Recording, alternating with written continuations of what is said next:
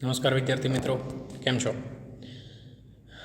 ચોથું પ્રકરણ કાર્બન અને તેના સંયોજનો એ આપણે પૂર્ણ કર્યું અને ચેપ્ટર નંબર 5 તત્વોનું આવર્તનીય વર્ગીકરણ એના તરફ આપણે આગળ વધી રહ્યા છીએ.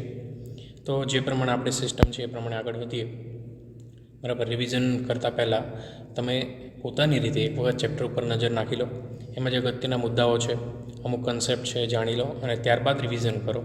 બરાબર છે, કારણ કે રિવિઝનનો મતલબ એ થાય કે ફટાફટ જોવું. તો તમે એક વખત તમારી રીતે થિયરીઓ તૈયાર કરી લો, એમાં ડીપમાં ઉતરી અને યાદ રાખી લો, પછી ક્વિક રિવિઝન તરફ આગળ વધી શકાય. બરાબર છે, તો અહીં આપણે શરૂ કરીએ પ્રકરણ નંબર 5 તત્વોનું આવર્તનીય વર્ગીકરણ. સૌથી પહેલાં MCQ છે, તો શરૂ કરીએ આજનો લેક્ચર. પહેલાં MCQ, ડોબ્રેનરની ત્રિપુટી પ્રમાણે કયા તત્વનું પરમાણવીય દળ લિથિયમ અને પોટેશિયમ તત્વોના પરમાણવીય દળના લગભગ સરેરાશ જેટલું થાય છે? મતલબ કે એક ત્રિપુટી આપી છે, એમાં 2 તત્વો આપ્યા છે અને ત્રીજું તત્વ શોધવાનું છે. તો તમને ખ્યાલ છે, પહેલી ત્રિપુટી હતી લિનાક. લિનાક મતલબ Ni, Na અને K. Li એટલે લિથિયમ, પછી K એટલે પોટેશિયમ અને Na એટલે કોણ? સોડિયમ. એટલે જવાબ આવશે B, સોડિયમ.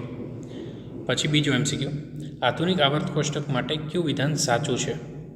જો સાચું એ સિલેક્ટ કરવાનું, ખોટું એ નહીં સિલેક્ટ કરવાનું.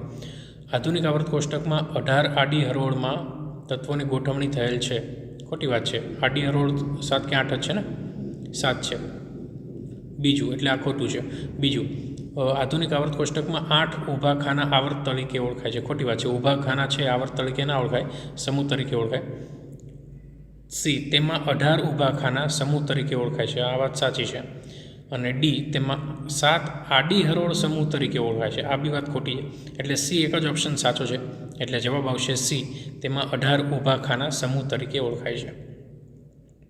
પછી ત્રીજું, મેન્ડેલિફે રજૂ કરેલ આવર્ત કોષ્ટકમાં કયા તત્વ માટે ખાલી સ્થાન રખાયું ન હતું? તો સ્કેન્ડિયમ માટે હતું, જર્મેનિયમ માટે હતું, ગેલિયમ માટે હતું, લિથિયમ માટે નહોતું. એટલે જવાબ આવશે ડી, લિથિયમ. ચોથો, આધુનિક આવર્ત કોષ્ટકમાં 288 ઇલેક્ટ્રોન રચના ધરાવતું તત્વ કયા સમૂહમાં ગોઠવવું જોઈએ? 288 એટલે સંતૃપ્ત છે, બરાબર, અને સંતૃપ્ત છે એટલે નિષ્ક્રિય છે. એટલે આ રચના છે 8 ને 8 16 ને 2 18, એટલે આર્ગોનની છે. આર્ગોન નિષ્ક્રિય છે અને નિષ્ક્રિય તત્વો છેલ્લા સમૂહમાં છે. છેલ્લા એટલે કયા? 18મા સમૂહમાં. બરાબર, એટલે જવાબ આવશે સી, 18મો સમૂહ. પાંચમું, નીચેનામાંથી કયું તત્વ સરળતાથી ઇલેક્ટ્રોન ગુમાવે છે? ધાતુ તત્વો જેટલા છે એ બધા સરળતાથી ઇલેક્ટ્રોન ગુમાવી અને ધન આયન બનાવે છે. એટલે એમાંથી ધાતુ હોય એ પસંદ કરો. એલ્યુમિનિયમ, સોડિયમ, નિયોન તો નિષ્ક્રિય છે અને ક્લોરિન અધાતુ છે. એટલે એલ્યુમિનિયમ અને સોડિયમ બેમાંથી એક આવે. અને એલ્યુમિનિયમ અને સોડિયમ બેમાંથી પણ સોડિયમ છે એ વધારે સરળતાથી ઇલેક્ટ્રોન ગુમાવી શકે. એટલે જવાબ આવશે બી, સોડિયમ. આધુનિક આવર્ત કોષ્ટકમાં નીચેના પૈકી કયું તત્વ પહેલા સમૂહનું સભ્ય નથી? પહેલા સમૂહમાં સોડિયમ છે, રૂબિડિયમ છે, ફ્રાન્સિયમ છે. Fe એટલે કે લોખંડ એ નથી. બરાબર, એટલે જવાબ આવશે ડી, પહેલા સમૂહનું સભ્ય નથી. Fe એટલે આયર્ન, એ પહેલા સમૂહનું નથી. એટલે જવાબ ડી આવશે છઠ્ઠામાં.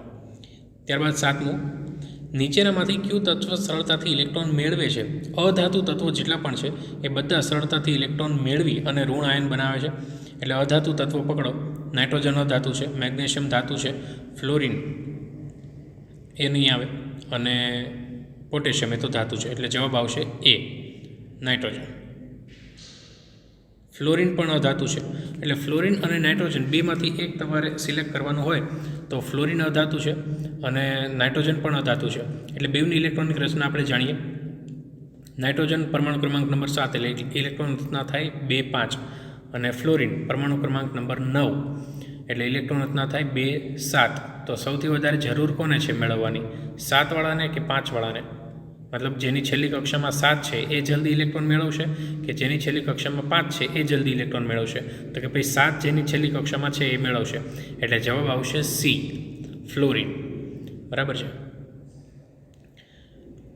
કારણ કે નાઇટ્રોજન કરતાં ફ્લોરિન વધારે અધાત્વીય છે. તેમાં અધાતુનો ગુણધર્મ વધારે છે. બરાબર, નાઇટ્રોજન અને ફ્લોરિન બે અધાતુ છે, પણ સૌથી વધારે અધાત્વીય કયું? તો કે ભાઈ સી, ફ્લોરિન. બરાબર, એ સરળતાથી ઇલેક્ટ્રોન મેળવી અને ઋણ આયન બનાવવાની વૃત્તિ ધરાવે છે. આઠમો સવાલ, આધુનિક આવર્ત કોષ્ટકમાં પરમાણવીય ક્રમાંક 11 ધરાવતું તત્વ કયા આવર્તનું છે? હવે 11 પરમાણુ ક્રમાંક ધરાવતું તત્વ એટલે સોડિયમ. બરાબર, એની ઇલેક્ટ્રોન રચના થાય 2 8 1. બરાબર. એક એટલે પહેલો સમૂહ આવે, એટલે કયા આવર્તનું છે. હવે જો આવર્ત પૂછ્યો હોય ને એટલે તમારે કક્ષા કેટલી છે એ યાદ રાખવાનું. દાખલા તરીકે 2, 8 અને 1 આ રીતે ઇલેક્ટ્રોન રચના થઈને તો કેટલી કક્ષા એની યુઝ કરી? 3 કક્ષા. તો ત્રીજો આવર્ત હશે. જો આવર્ત જાણવું હોય તો તમારે કક્ષાની સંખ્યા જાણવી પડે. ઇલેક્ટ્રોન રચના લખો એટલે કક્ષાની સંખ્યા તમને જાણવા મળે, બરાબર. એટલે 3 કક્ષા એણે યુઝ કરી છે એટલે ત્રીજા આવર્તનું હશે. એટલે સોડિયમ તત્વ છે એ ત્રીજા આવર્તમાં છે. અને જો સમૂહ જાણવો હોય તો તમારે છેલ્લી કક્ષામાં કેટલા ઇલેક્ટ્રોન છે એ જાણવું પડે, બરાબર. આગળ આવશે આપણે સમૂહનો એકાદો ક્વેશ્ચન આવશે, એમાં જોઈએ. 8મું, આધુનિક આવર્ત કોષ્ટકમાં કયા પરમાણુ ક્રમાંક 11 ધરાવતું તત્વ કયા આવર્તનું છે? ખ્યાલ આવી ગયો તમને? ત્રીજા આવર્તનું છે. 9મું, કયા તત્વ સુધી અષ્ટકનો નિયમ લાગુ પાડી શકાય છે? તમને ખ્યાલ છે 20 સુધી, બરાબર, એટલે કેલ્શિયમ સુધી, એટલે જવાબ આવશે બી. 10મું, આપેલા તત્વો પી, ક્યુ, આર, એસ, ટી પરમાણુ ક્રમાંક અનુક્રમે 2, 3, 7, 10 અને 30 માંથી કયા એક જ આવર્તના આવેલા છે? હજુ એક જ આવર્ત હોય તો કક્ષાની સંખ્યા સમાન હોવી જોઈએ. તો તમે દરેકની ઇલેક્ટ્રોન રચના લખો. 2ની ઇલેક્ટ્રોન રચના થાય 2, 3ની ઇલેક્ટ્રોન રચના થાય 2, 1, 7ની ઇલેક્ટ્રોન રચના થાય 2, 5, 10ની ઇલેક્ટ્રોન રચના થાય 2, 8. તો જો આ 3 તત્વો છે ને, જે 3, 7 અને 10, એ ત્રણેયમાં કક્ષાની સંખ્યા સેમ આવી, હે ને? 2, 1, 2, 5 અને 2, 8. મતલબ કેટલી કક્ષા યુઝ કરી? 2 કક્ષા યુઝ કરી, બરાબર. અને 3 તત્વો પૂછ્યા છે કે ભાઈ કયા 3 તત્વો એક જ આવર્તમાં આવેલા છે? એટલે 3, 7 અને 10 વાળા, એટલે કયા કયા થશે? ક્યુ, આર અને એસ, બરાબર. આ 3 તત્વો એક જ આવર્તમાં આવેલા છે, એટલે જવાબ આવશે બી, ક્યુ, આર, એસ. ત્યારબાદ 11મો સવાલ, ખાલી જગ્યા પૂરવાની છે. ખાલી જગ્યા તત્વ નિષ્ક્રિય વાયુઓના ગુણધર્મ ધરાવતું નથી.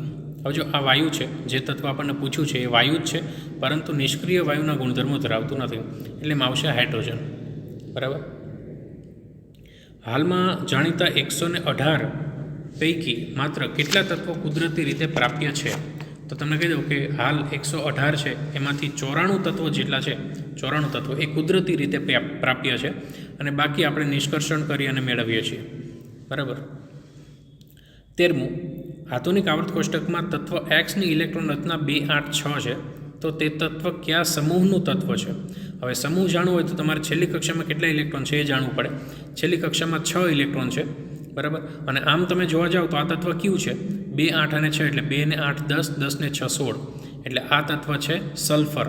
અને સલ્ફર અધાતુ છે, એટલે પેલી બાજુ આવશે. પેલી બાજુ મતલબ આવર્ત કોષ્ટકમાં જમણી બાજુ આવશે, અને જમણી બાજુ બધા અધાતુ તત્વો છે, એટલે 16મા સમૂહનું તત્વ છે. આ 6 લખ્યું છે પણ એ 16મા સમૂહનું છે, બરાબર. એટલે આ રીતે ગણતરી કરવાની. ત્યારબાદ 14મો, મેન્ડેલિફનું આવર્ત કોષ્ટક 1872માં ખાલી જગ્યા સામયિકમાં પ્રકાશિત થયું હતું. જર્મન જર્નલ જે છે, જર્નલ એટલે સામયિક, તો જર્મન સામયિકમાં પ્રકાશિત થયું હતું મેન્ડેલિફનું આવર્ત કોષ્ટક 1872માં. 15મો સવાલ, ન્યુલેન્ડની કલ્પના મુજબ કુદરતમાં ખાલી જગ્યા તત્વો જ હાજર છે. ન્યુલેન્ડે એવી કલ્પના કરી હતી કે ભાઈ કુદરત છે એની અંદર 56 તત્વો જ હાજર છે, અને બાકી કોઈ તત્વો આગળ ભવિષ્યમાં શોધાશે નહીં, આવી જાહેરાત તેણે કરી હતી, પણ એ ખોટો પડ્યો હતો, આપણને ખ્યાલ છે.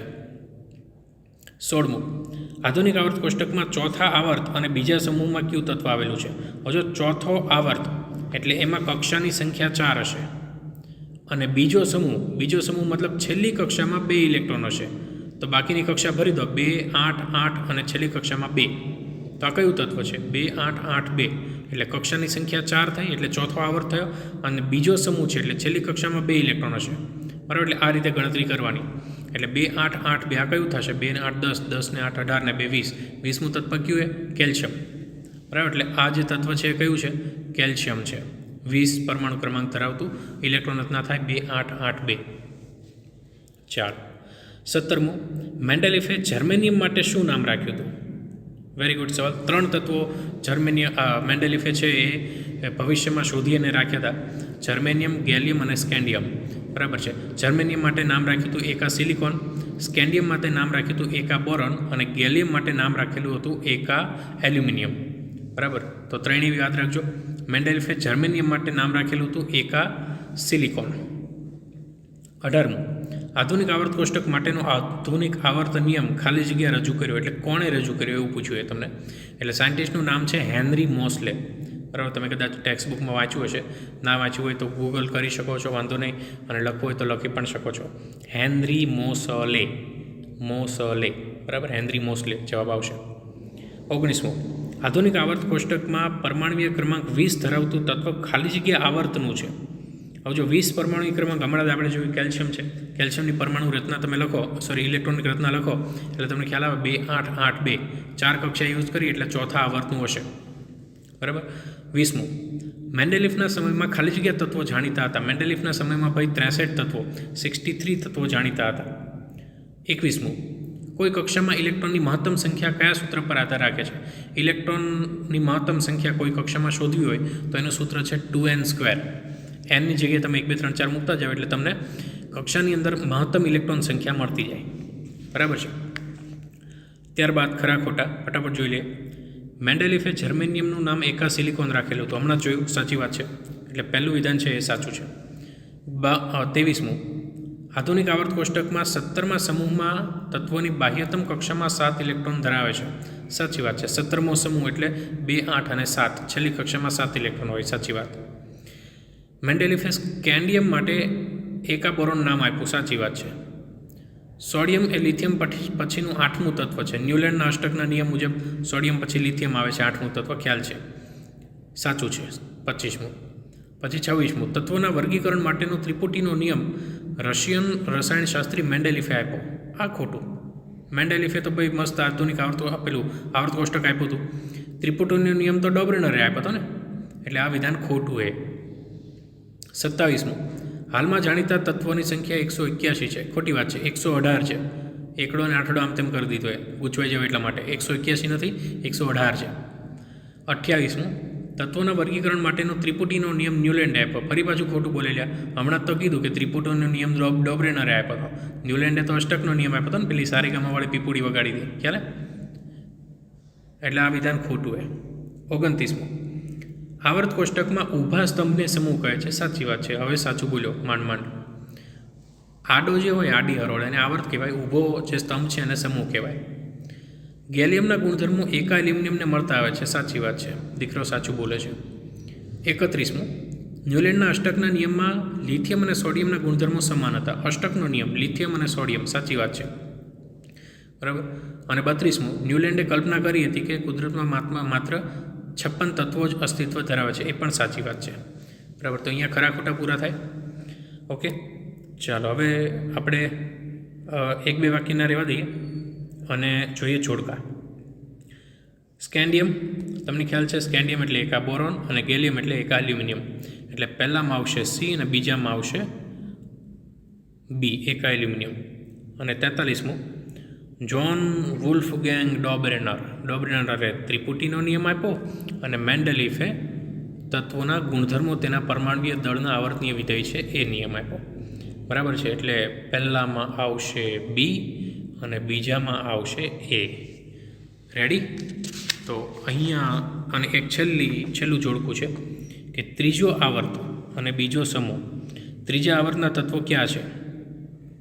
ત્રીજો આવર્ત એટલે જેની છેલ્લી કક્ષામાં 3 ઇલેક્ટ્રોન, જેની 3 કક્ષા યુઝ કરેલી હોય એ. બરાબર. અને બીજો સમૂહ એટલે જેની છેલ્લી કક્ષામાં 2 ઇલેક્ટ્રોન હોય. તો મેગ્નેશિયમ અને કેલ્શિયમ બે એવા છે કે જેની છેલ્લી કક્ષામાં 2 ઇલેક્ટ્રોન છે. બરાબર. એટલે બીજામાં આવશે બી અને ત્રીજો આવર્ત એટલે 3 કક્ષા યુઝ કરેલી હોય એવી છે સોડિયમ અને પોટેશિયમ. બરાબર. 2 8 1 અને 2 8 19મું. બરાબર. એટલે 2 8 8 1 એટલે પહેલામાં આવશે એ અને બીજામાં આવશે બી. ડન. તો અહીંયા સુધી આપણે રાખીએ. પહેલામાં ત્રીજા આવર્તમાં આવશે સી. 3 આવર્ત મતલબ કે ત્રીજો આવર્ત મતલબ 3 કક્ષા યુઝ કરેલી હોય.